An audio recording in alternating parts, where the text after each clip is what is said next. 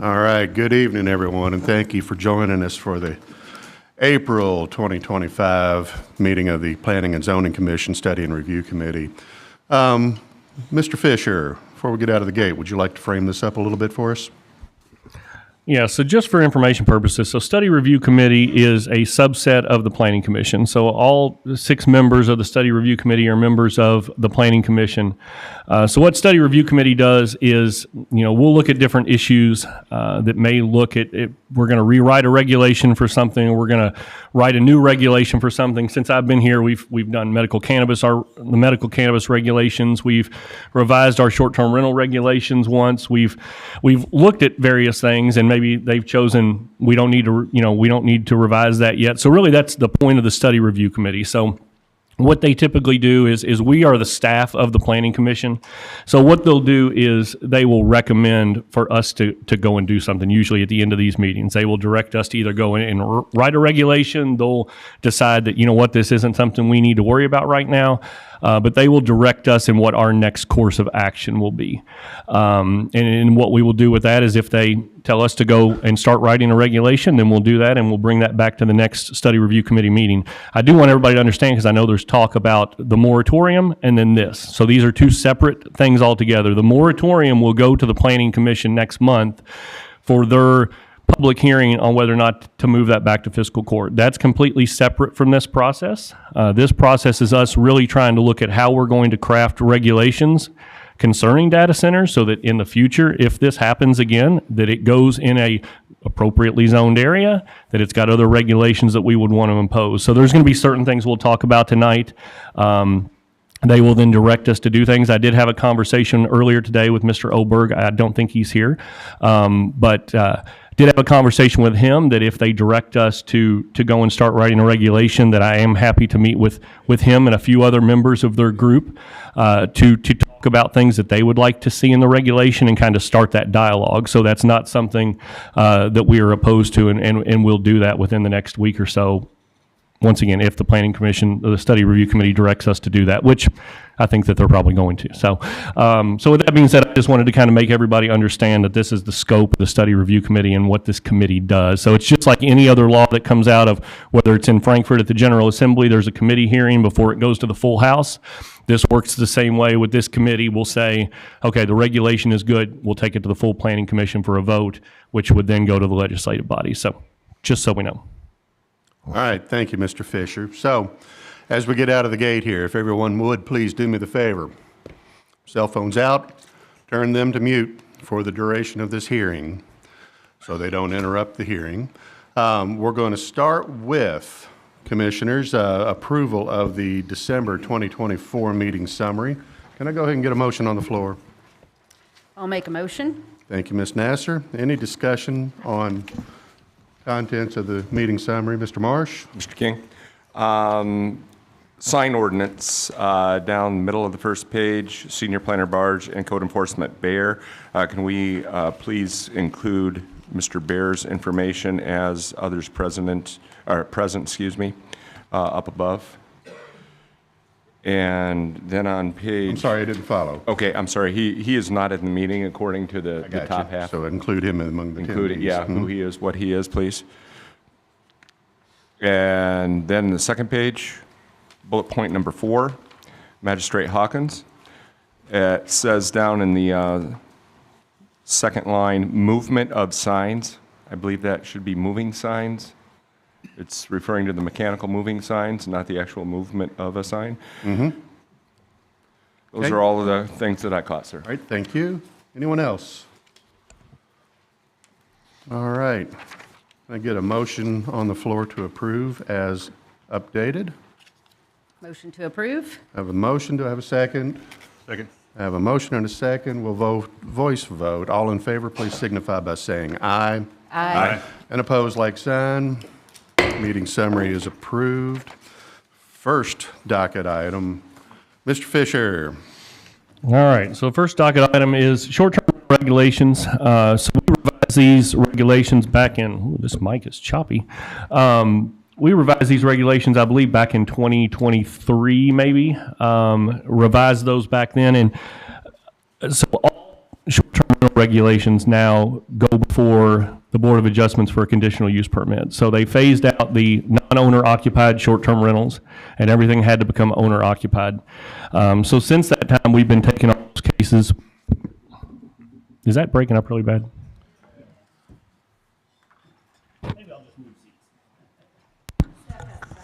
How's this one? Sound better? Sorry, technical difficulties. All right. So as I was saying, we've been taking all of those owner-occupied short-term rentals before the Board of Adjustments for conditional use permits. So the first really item of business, and Kim Hides was coming here, but she's stuck in traffic, so I don't see her, so I'm going to steal her thunder of what she was going to tell you regarding legislation that came before the Kentucky General Assembly this past session. There was actually a piece of legislation that was crafted to change some regulations regarding short-term rentals that would eliminate some local control over those short-term rentals. Mainly, some of them were based on mandating minimum distances between short-term rentals. So here locally, we don't have any regulation on that distance requirement. Louisville, on the other hand, does, so they have to be 500 feet apart or something of that nature. They were also going to limit the percentage or number of short-term rentals within specific areas of buildings, and do some other things that would prohibit local governments from being able to kind of track short-term rentals, and especially ones in regards to anything that was going to be rented for less than 30 calendar days a year. So our ordinance defines short-term rentals as anything that's rented for less than 30 days, period, but you can list that on Airbnb or VRBO for the entire year. So this legislation really kind of looked at eliminating anybody that wanted to do it for less than 30 calendar days a year. And we know in Kentucky, there's this little horse race in May that everybody wants to rent out their home for. And we do get a lot of calls on people that want to do that. And then we know there's some that do that without the proper permitting. And it's very impossible to catch them. When we send code enforcement out, obviously somebody calls and says, hey, somebody's renting their house out. Short-term rental for Derby. Well, by the time our code enforcement officer gets to it, it's Monday after Derby, and it's no longer a short-term rental. So it's very hard to try to enforce that. And so we have talked about maybe doing a sort of like a short-term, like a temporary use short-term rental permit. But then this legislation came along, and we were like, well, maybe we don't want to do that, because if the state ends up passing this legislation, then we would have to not do that anymore. So it turns out what they tried to do at the very end of the session was what they do with a lot of bills, is they'll try to, well, this one's not going to go, so we're going to put it on, tag on this one. And ultimately, and Kim could speak to this a lot better than I can, it ultimately kind of didn't come out of House, and it didn't pass. So it's not law currently, but I think it's still something that maybe we should think about within our regulation, is either looking at some sort of short-term rental permit, for temporary use, or waiting to see what they do. The other point with short-term rentals is probably the bigger issue, is if you turn to the short-term rental regulation that I provided you, on page 6, it talks about the proof of primary residence that has to be provided with the short-term rental application. People that want to skirt the rules, I guess, figure out ways to do it after you create new regulations. So lately, some of our short-term rentals, you can kind of say, I don't really think they live there, but they somehow come up with proof based on our regulation that, oh, hey, they live there. Some of them even get their driver's license changed. But the way it reads is that the owner-occupied host must provide proof of primary residence and provide 2 documents to verify their primary residence. Acceptable documents include, but are not limited to, a driver's license, state ID card, vehicle registration, voter registration, utility bills, and work identification or badge. Those documents must be current and show the host name and mailing address matching that of the short-term rental property. So a lot of people will show up and maybe they live out of state. Maybe, and the way our regulation is written is anything greater than, you have to reside here greater than 6 months out of the calendar year. And that was part of it, if you remember. There were people that said, in the wintertime, we like to go to Florida, which I don't blame them. to still be able to use their short-term rental in addition to being a resident here. So what it doesn't say, though, is which of the forms have to be shown. And so what we'll get is somebody that says, well, it's my primary residence, here's my utility bill, and here's my concealed carry permit. No, it doesn't say any of them have to be a state-issued photo ID. And so the Board of Adjustments has really been struggling with people that come in and say, oh, I live there, and maybe adjoining property owners say, no, I don't think anybody lives there. But they come in with these documents and say, we do. And so I want to maybe look at changing something to where one of those has to be a state-issued photo ID of some sort. So that's kind of where we're at with the short-term rentals. Okay. Comments, anyone? Commissioners? Quick question, Ryan. About how many do you think have come through that are kind of that questionable? Well, recently I'd say probably 2 or 3.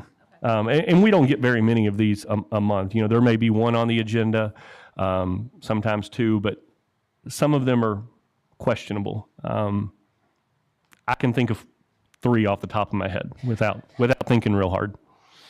So you think and believe a state-issued photo ID would be adequate for addressing most of those? Well, I think people will still, if they want to do it, they'll change their ID. And even though that's not real fun right now, I don't know why anybody would want to do that. But, you know, the other thing is, so here's an example. We got an email the other day from someone that says, the way the email was worded said, I work for a very large company that looks around the country for property to use a short-term rental. Can you tell us what your regulations are? So John Hine, our staff planner who does all the short-term rentals, wrote back and said, has to be owner-occupied, gives them the whole spiel. They go, the response is, okay, well, then it'll be our primary residence. And we wrote back and we were like, now, that doesn't really match your first email that you wrote.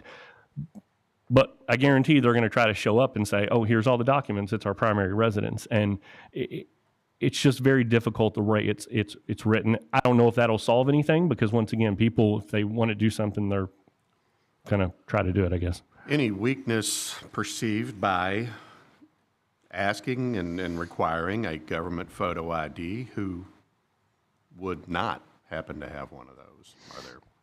Well, so the other problem we have with that is, so we just had a short-term rental come through for a short-term renter that lived in Florida, but they said they lived here 8 months of the year, but their ID was Florida.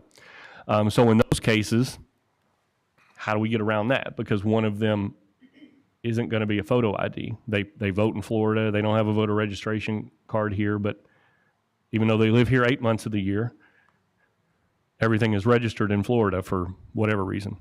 People register stuff in Florida other than here. Yeah, I know. I was just wanting you all to say it, so. Participation. Oh, yeah, I see. All right. Anybody have any objections? Bobby, go ahead. A question. How much does it cost to get a permit? What's the penalty if you don't get one? So in order to get a short-term rental permit, you first have to go through a conditional use permit process with the Board of Adjustment. So that's a $500 fee, and then $5 per adjoining property owner. So typically, if they're in a residential area or whatever, you're talking 4 or 5 adjoining property owners. So usually $525, and then the short-term rental permit initially is $150, and then every year when you renew it, it's $100. And you have to, every year when you renew it, provide those same forms of identification that you provided previously. So, Thank you. you're welcome. All right. So what you need from the committee then is a direction to update or requirement of government-issued photo ID, which demonstrates that property as your principal residence. Correct? I think so. All right. Discussion, guys?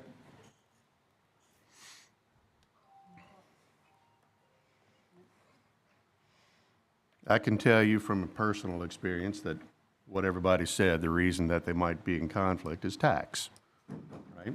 It's one of those things. If you have a snowbird residence who is in a non-tax state, it's important to protect that, but that is not the factual representation, left hand, right hand.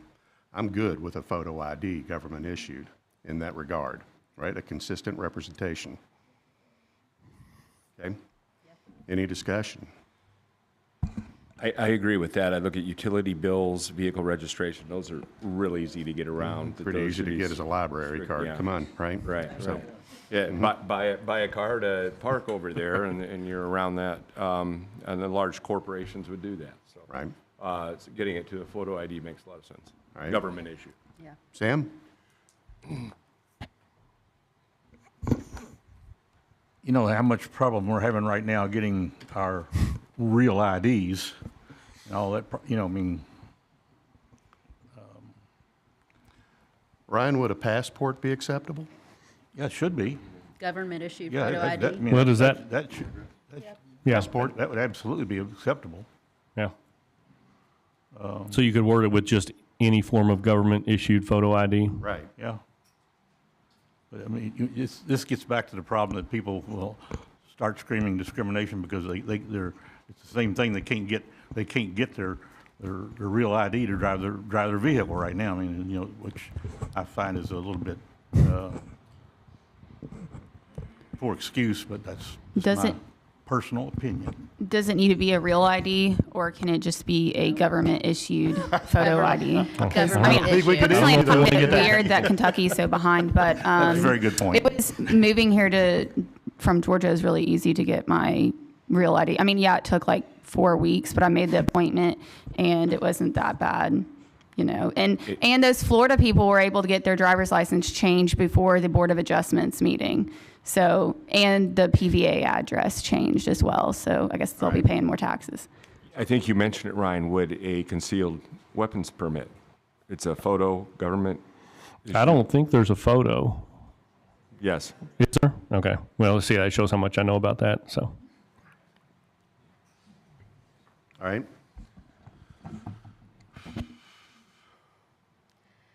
Good?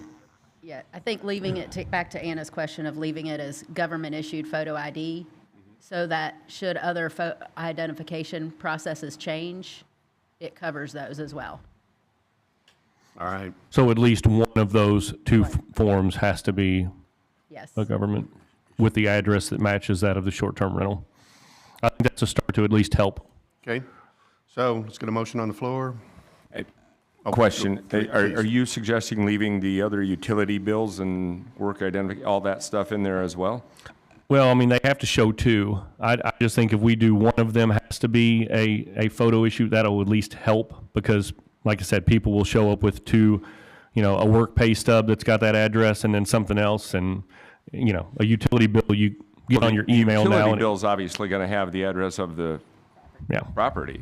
So that's going to be an easy one for them. right. Okay, but they'll still have to have the government ID. Okay. Yeah. Some of them try to do two utility Got it. bills and say, here they are. But the way it's worded right now is they can do that. So, Right. Okay. So, you guys ready? Looking for a motion. All right. I'm going to make a motion that we amend this section of the rental property, short-term rental property, to include that one form of document be a government-issued photo ID, however that needs to be worded, and keep all other items listed in here as their second form. Everybody second good? it. Okay, But motion. that's government issue ID is a mandatory. Yes. Government piece issued of photo evidence. ID, okay? And one other. And one other, okay?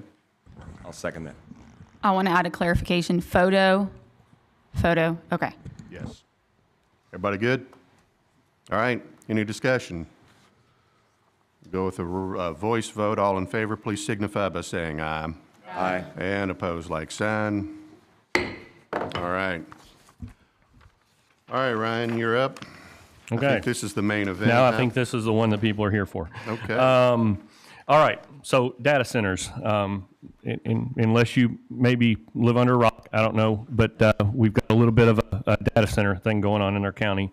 So with that being said, and like I started with, this is a separate process from the moratorium that fiscal court has directed back to you all at the Planning Commission for next month's meeting. But looking at how we're going to craft regulations on where these data centers should be located, what classes, whether or not they need to go through permitted or conditional use, and then other regulations that we've looked at, such as size of the building, setbacks, landscaping requirements, lighting standards, any sort of sound attenuation to think about.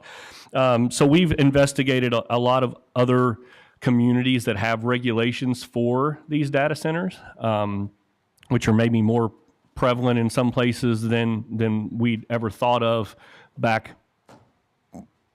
2 years ago, maybe even 6 months ago. And so we've looked at several different jurisdictions that have policies in place already. And so I think really kind of initially, I think 4 things kind of we need to look at.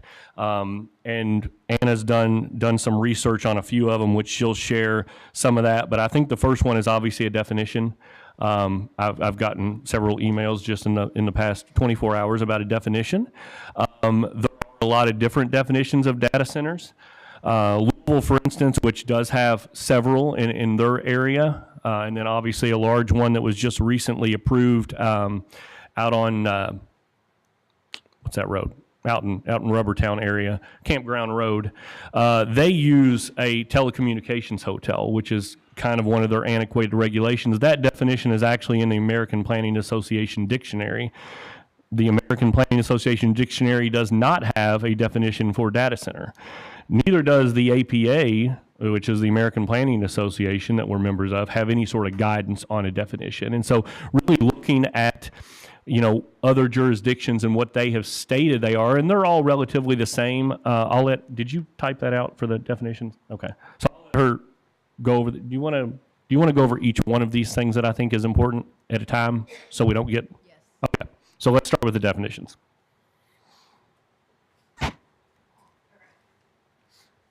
Okay, now it's working. Jay, if we could get the overhead on, please.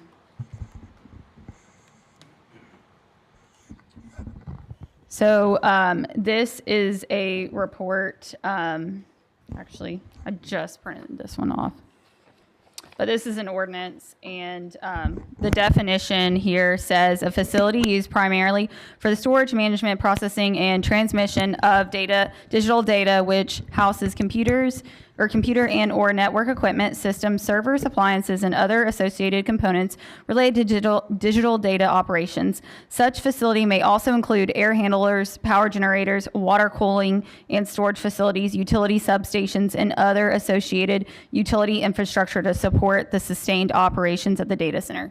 Now, that last bit is rather important because these aren't just one building. Data centers generally include those utility substations and other facilities like generators to support their operations. So if that's not included, then it causes problems a lot of times, from my research at least. Okay, so this is from the Berkeley Group. They did extensive research, and they did a case study across 3 different counties: Loudoun County, Virginia, Prince William County, and Mecklenburg County. When they did this, Loudoun County was currently rewriting their zoning ordinance, so you'll notice the current and proposed definitions here. So for Loudoun County, the current one is a facility used primarily for storage management, processing, and transmission of digital data, which houses computer and or network equipment, systems, servers, appliances, and other associated components related to digital data operations. Such facility may also include air handlers, power generators, water cooling and storage facilities, utility substations, and other associated utility infrastructure to support sustained operations of data centers. So their proposed one is an establishment engaged in the storage, management, processing, and or transmission of digital data, which houses computer and or network equipment, systems, servers, appliances, and other associated components related to digital data operations. So, and then Prince William County data center shall mean a use involving a building or premise in which the majority of the use occupied by computers and or telecommunication and related equipment, including supporting equipment where information is processed, transported, and or stored. Then Mecklenburg County did not have a definition, but I think we do want to have a definition. So there's that one. I highlighted this in purple. So this is going to be a little bit harder to read. And this was from a paper that recommended just policies by different agencies or local governments. So a data center is a building that houses the infrastructure that supports the world's computing functions. This building is filled with servers that process and store data commonly referred to as the cloud. So that's like a really basic, but not like zoning ordinance kind of definition. So this is Cass County, Missouri. A lot of data centers are now being built in the Midwest.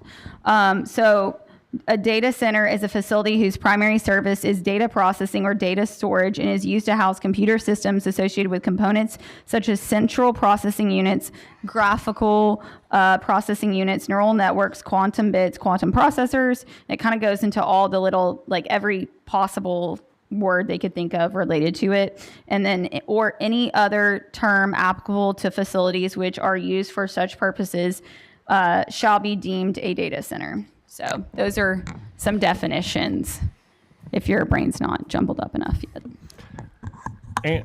And as I stated earlier, so the APA, their dictionary lists telecom hotels, which is similar to the one that Louisville uses for their use, is a telecommunications carrier facility containing equipment for telecommunications use, including switches, routers, operation centers, and other infrastructure critical for .com companies, internet servers, data firms, fiber optic cable, and other technology providers. So you can see there's not a one-size-fits-all definition, but I think that's kind of the first stage is we need to get that definition in place in our ordinance, obviously get that put into the regulations, and then start with that on what we even consider a data center to be.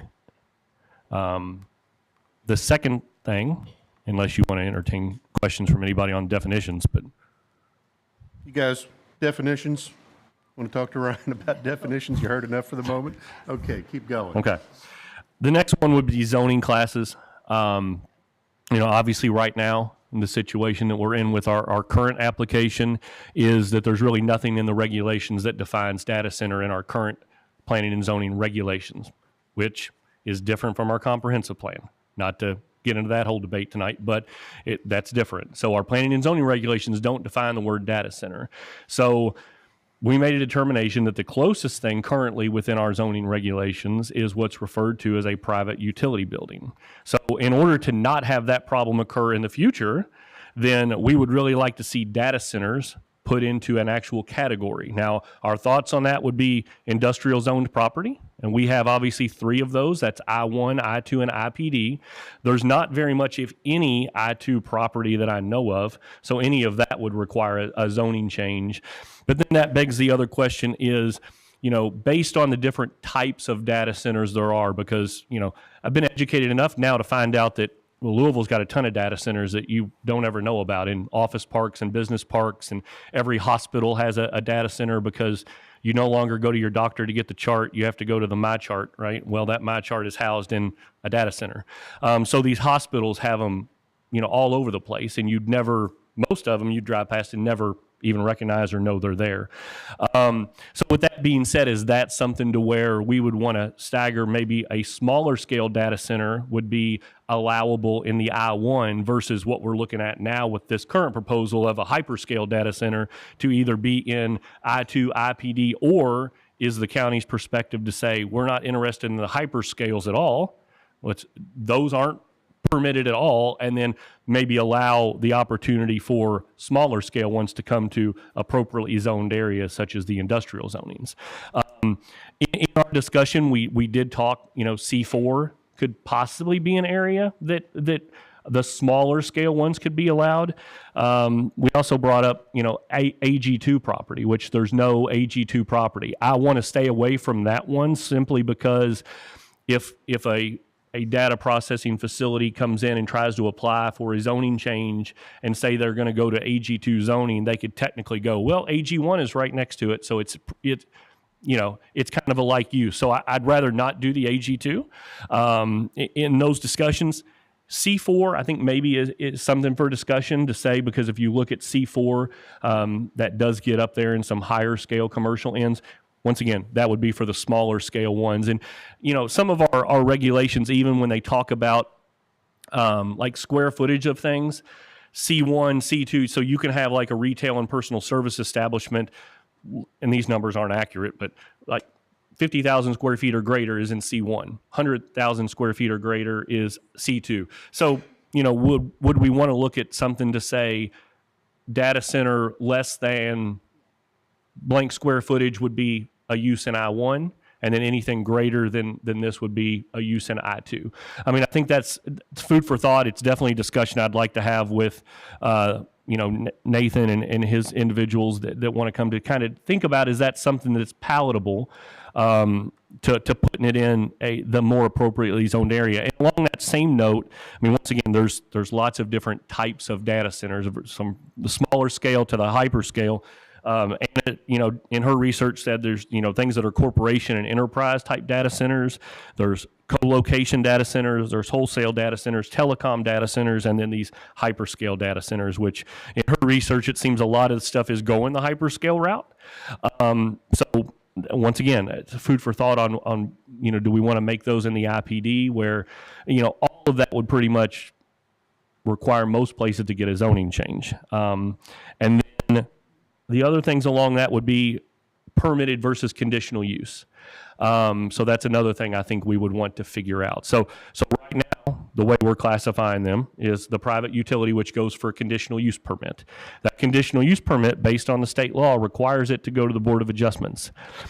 Any of these that would probably require a zoning change, if we went the industrial zoned route, would obviously have to go through that process of Planning Commission hearing, TRC, Planning Commission hearing, the legislative body of wherever it's going, and go through that process. So the question would be is, after they go through that process, would we want them then to have to go back through a conditional use permit through the appropriate Board of Adjustments?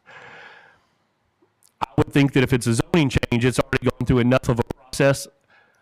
I think a conditional use permit would be appropriate, though, on the ones that if they find an I1 zoned piece of property that is permissible, that they would then just not be permitted to do it by right, that they would still then have to go through a public hearing process of the conditional use. So that would be my thing, is maybe the recommendation to be go industrial zoning, but then not permitted by right. It would be a conditional use no matter what, But that's for you all to talk about. And the last thing is just other regulations that we would have to think about with this. And I mentioned a couple of them briefly, but size, setbacks, minimum acreage is something that we have in a lot of our regulations. What type of minimum acreage should we have? What type of building height? That's usually dictated by the zoning area. And in this case that we've got right now, they've obviously got a variance for height because the maximum height is 35 feet and they want to be 75 feet. So most of our zoning regulations already have the height, but should we then put a height for a data center can't be taller than this? The other thing, landscaping, things with generators. Some of these regulations that, as we've looked at them, are 20 and 30 pages long. Most all of our regulations in our zoning regulation may have 9 or 10, 15 points to put in there. So I really don't want to make this thing 20 pages and make it a large document, but I think there's things that need to be in there for us to think about. The other thing that we have talked about is required soil and environmental testing to make them get certain sort of testing things if they are going to bring a data center here.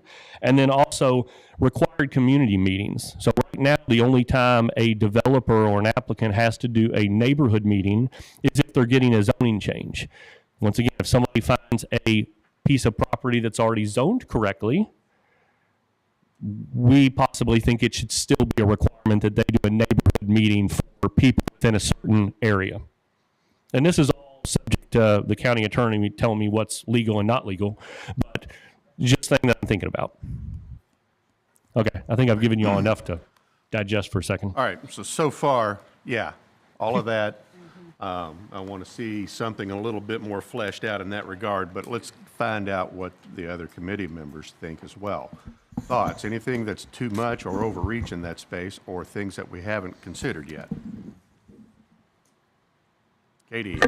So I think in the past, we've also talked about in our regulations, the decommissioning of something so that may be something we need to look at in this regulation that we've done in past. And I know with the cell towers, which is the one that we typically have, the decommissioning, I know solar panels, when we brought that one before us here not too long ago, that was one. A lot of those have a bond associated with them. Now, a bond on a $6 billion data center, I don't know what that would look like. But definitely, that was actually one that we had down, but I forgot to say that, so I'm sorry. All right, others? Sam? When we did the barrel warehouses, we had the AG2 zoning. Did we also include other zonings in there that the barrel warehouses were allowable on? It's I-1 and I-2 is one section, and then A-2 is the other section. Okay. I know when we did that, we had very distinct setbacks and everything for these that were, included. And I know up to this point we don't have any barrel warehouses. I don't know if that's because of the regulations have just kind of made them not tasteful for our area, which is, Yeah. But anyway. Well, in answering that, I wasn't here during the barrel warehouses. I've only heard stories about it. It's one of those things to where sometimes with regulation, you can regulate it out of existence, even though you say you allow it. Adult entertainment is a good example with that. Adult entertainment, everybody always looks in our zoning regs and says, oh, adult entertainment is permitted use. Well, when you go to read the adult entertainment, it can't be near a scenic corridor. It can't be near a school, a church, a playground, a park, a library. It pretty much names, a stop sign, a stoplight, like pretty much everything that there's not a whole lot of area where you go to find one of those. So that's a question are we going to over-regulate it so much that it's impossible for one to be, or are there actual areas within this county that they are appropriate that we would maybe see those at? And obviously there's been a lot of talk about Oldham Reserve. There's been a talk about, the KSR property, which once again isn't phased out yet. It is currently still being used as a prison. But, over the course of the next 5 years, what may that look like? And so do we want to write the regulation so stringent that it's kind of like adult entertainment? It says you can do it, but you really can't. Yeah, I mean, I think this is probably something that we probably should consider for the county, but it also is something that we need to probably have in the right place, and also the right facilities to support it. I mean, there's a whole lot that goes on with that. My understanding is they require a lot of electrical power, so they won't fit just anywhere. Right. So, right. Okay, anyone else? All right, Ryan, so let's recap what I heard. So definitions, discussion of dimensions and where small to large applications might be considered, application processes and permitting processes, setbacks, acreage requirements, building heights, landscaping regulations and considerations, soil testing, monitoring, community meetings. What have I missed? Bonding. Well, community decommissioning. meetings. Do you think that that's something that we should put in there? I mean, currently that's not the only time we require any sort of physical community meeting is in a zoning change. And so if it doesn't, and this is wants to be a question for our county attorney to answer on whether or not we can actually make them do that. Anna? A zoning change and preliminary subdivision plans. Right? So, so not to be duplicative in the public hearing process would be one objective with that. So, if that is coupled with a zoning change, I think no to the conditional use hearing from that perspective. And however it is that we can craft a phrase to support that objective would be, Right. that's the art, but And we thought about the community meeting solely from the aspect of, even if it's I-1 zone property, there could still be people that live near there. So would they have that right to know that one of these is locating, as well as any adjoining businesses to know that that's, and so to kind of require that applicant still do a community meeting and not try to skirt it under the eyes of those that live near and go, when did this happen? So it's easy to come back and peel back requirements. It's not as easy to come back and add new requirements. So I'm inclined to start out with a stricter set of regulations that time will tell us whether or not we need to come back and take the foot off the gas if it comes to something along those lines. So, as a quality of how we put this together. All right. Okay? Commissioner Finney brought up a good point too on barrel warehouses. If you look at those, so they've got different regulations if they're located in the AG2 zoning. That all structures have to have a front, rear, and side yard setback of not less than 500 feet. But if they're located in the I-1 or I-2, they have 250-foot setback. So, things to think about there with the smaller scale versus the hyper scale could be something that maybe we could craft it based on how they did barrel warehouses. But Kind of along those lines, Ryan, you said industrial and possibly a C4. I think due to with the size of these, if there are generators, there's going to be a lot of fuel, possibly lithium batteries. The larger it is, the more there are there. Does it fit into those categories well, or should we maybe look into that just to make sure that we're... Well, the C4 definition is for highway service district, and the definition of what the C4 is in our zoning regulation says the purpose of the C4 highway service district is to provide for suitable locations for general commercial businesses that require heavy infrastructure. And some of the uses in that for permitted are lumber storage, millwork, sales, boat docks. What else do I have in here? Vehicle sales, display, printing and lithograph shop. So I don't know. I'm probably more inclined to keep it industrial and stagger it that way rather than trying to maybe try to fit it in the C4 is just go, because there's people that have, there's been talk that this is an industrial use. Right. We can agree to disagree on whether or not we consider it heavy industrial use or not, but, that's a question. So to keep it more in the industrial side. I agree with that thought. Yep. Thank you. Mr. Finney? Ryan, do we have anything in the county that has the height that these people are asking for in building heights? 75, 80 foot tall walls. I can't think of anything off the top of my head. Yeah. Right? So, Yeah, Yeah. I mean, I'm not aware that this any is are- big. Right. This is a big, Yeah. big building. it is.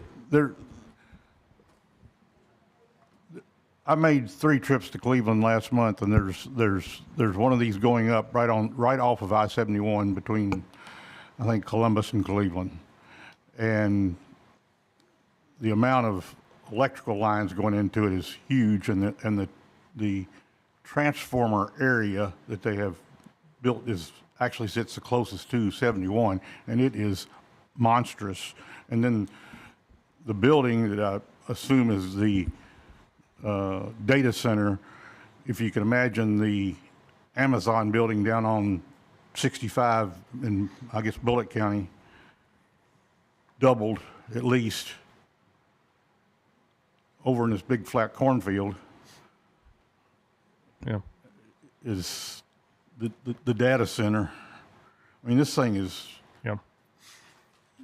The size, you the can't- size of the hyperscale ones are, what was the size of the one in it's Indianapolis? huge. 770 acres, something like that? And- There was one in Indianapolis that's going through the approval process right now that's the size of 14 Lucas Oil stadiums and 3 Indianapolis Motor Speedways. So, I mean, they're, yeah. yeah. But what impresses when you go by is the size of the transformer area going into it. I mean, it's like, that's what catches your eye. It's like, wow, you know? So, I mean, what they're doing down here on 42 for the new Veterans Hospital, all that wiring going there, that's nothing. All right. All right, guys. So, any wish list items for what to expect to see on this that we haven't covered yet that you want to have there? Bobby, please. The cell towers get a lot of protection that we can't regulate them. Are they likely to get the same protection from limit what we can regulate? What did he say? I'm sorry. So how does this compare to regulation under FCC for a cell tower? Well, that would be probably a Barry Baxter question, because I know we get into this all the time with the cell towers when they come before us, is that, you know, you don't really have the ability to do a whole lot with those. I don't think this has the same protections as that. Once again, not an attorney. I thought about going to school to be one once, but I didn't. So I'll leave it at that. It would probably be a question for him. Can you find time as you go through, maybe touch base with him on that note? And, Yeah. you know, I don't know. I'll find that time. Yeah, thank you. All right. Ri- Yeah, go ahead. Ryan, under the definitions, one of them, a couple of them go into some real detail about what is actually being processed inside of there. Does that make a difference? I'm not seeing where that would really make a difference other than security of the facility itself. Well, so you know, a lot of talk about the current proposal is, you know, not knowing who the end user is going to be. I'll say this, is that we approve things a lot of times with not knowing the end user. You know, the spec warehouses that got approved by Tri-County Ford, those don't really have an end user in mind. And we do that a lot. I mean, technically you approve a neighborhood, you don't know who the end user is going to be. So that's not uncommon. But the use itself, like if you approve a gas station, and it may be a Speedway today that comes, but if it closes, Thornton's is there, it's still a gas station. And so, you know, I don't know if we want to get really in-depth in the definition or not, or, you know, maybe that's something as we go through, you know, we think we do. So a couple of the definitions that we listened to there also have very specific representations of types of processes and so forth that I think are probably too granular Right.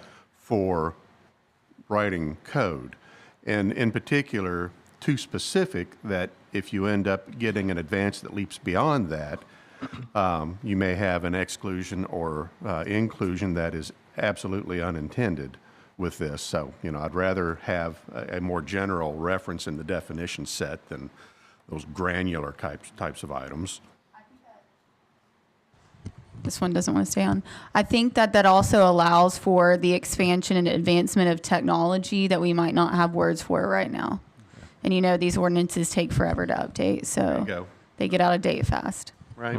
That would be my preference. All right. Thank you. What else, guys? Anything? Anything? I think we need to really think about this height thing and where we're going to go with that, Agreed? because that's, It's not on a scale that we're accustomed to in this county, right? Exactly. The only thing I think of that's that tight is the Cell tower towers. at prison, right? So well, yeah, and right? cell towers. Yeah, and those. Okay.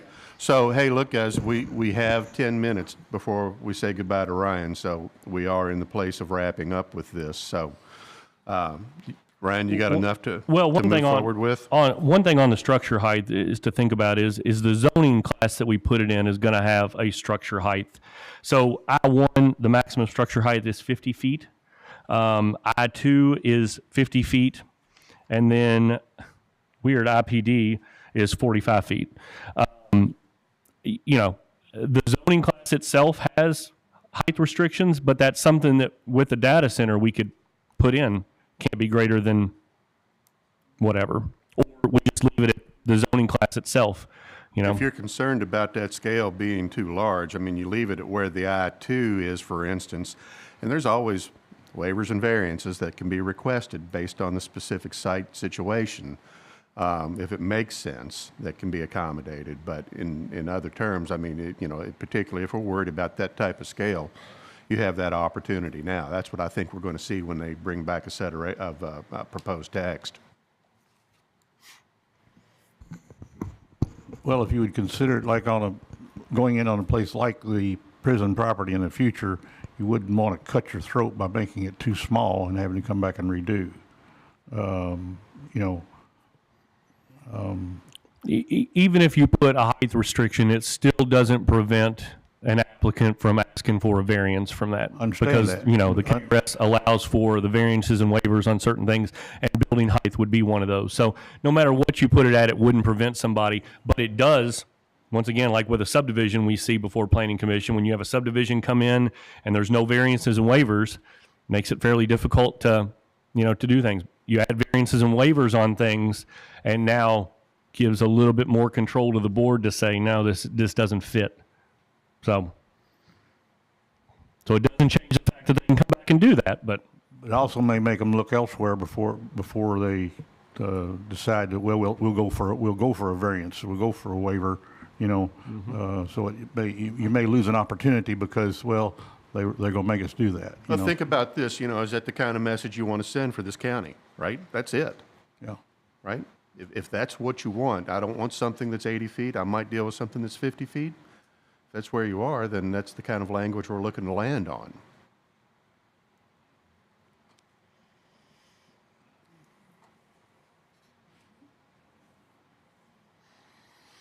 All right, Ryan, do you have enough to move forward with? I have plenty. That's enough, you say, right? The list is long enough already? Yes. All right, guys. Ryan says he's got enough. You want to go ahead and give him the marching orders? Mr. Chairman, Yeah. I move that we request staff to develop a definition and the initial outline for an introduction into the ordinance for data centers. Thank you, Mr. Marsh. Second. I've got a motion and a second. Any discussion? We'll go by voice vote. All in favor, please signify by saying aye. Aye. And opposed, like sign. Mr. Fisher, thank you, sir. May I have another? Right? Well, and just for everybody to know, so this will come back to the study review committee again next month. That's always the fourth Thursday of the month. Well, it's not always. Whenever we have a meeting, it's the fourth Thursday of the month. So it would be the 22nd of May would be that next hearing. So we are going to do our best, and I know, like I said, I talked to Mr. Oberg today about getting with his group of individuals to craft something, because our goal would really be to get something crafted well enough that the SRC members can say, this is ready to go to Planning Commission. That way we don't waste any of that time to be able to craft a regulation. But once again, it doesn't have anything to do with the moratorium. So just so everybody's aware of that. So it's our goal. But I'll say this, that if it's like any of our other ordinances that we create, a lot of times it's 3 months in SRC. So we're going to do our best together, working with Nathan and his team on getting something to where we can get this into regulation. We all thank you for your efforts. Thank you. All right, Ms. Hyde, Oh, there she front and is. center, please. We dispensed with our docket item on short-term rental regulations before you were able to join us. Sorry.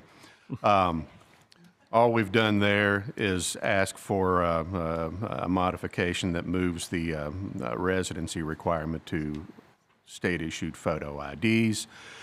Was there anything, I hate to waste your trip, was there anything that you had to share with us in particular on that note before we dispense? Okay. I Thank tried to you. steal the information you gave me, but I probably didn't do nearly as well as you would have. I didn't want to make that a completely empty trip, so thank you for being here. All right, and thank you everyone else for being here as well. All right, anything else, guys? Good to the cause. We will stand adjourned.